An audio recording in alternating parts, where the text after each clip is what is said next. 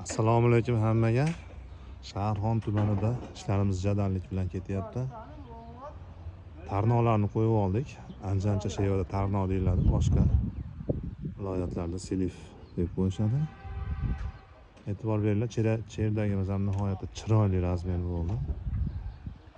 Portichkani o'rni eniga 1.20, bo'yiga 80 sm bo'ldi. Tarno aylanib o'tgan joyi eni 2,5 metr, bo'yiga 1.60 bo'ldi. O'ziga yarasha chiroyli She'rdan bo'ldi. E'tibor berasizlar. Ichkaridan ko'rinishi, ichkariga yumaloq She'rdan qildik. Eni 2 metr bo'ldi, bo'yiga 1.10 bo'ldi. Portichkasini ichidagi razmeri, romshirgan joyi 1.20 ga, bo'yiga 80 bo'ldi. Tarnolarni, sliflarni qo'yib bo'lgandan keyin abrishotkalarni qoqamiz. Shunda qiynalmasdan qo'yilyapti. Abrishotkalarni qo'yib olsak, tarno qo'ygani qiynalyapmiz tikkalik hisobiga.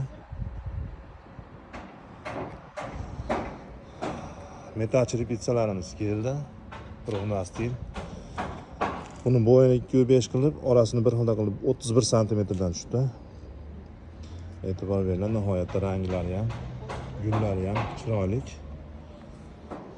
Bizni kuzatishda davom eting. Shu tunuka qatirish jarayonini ham qo'yib boraman.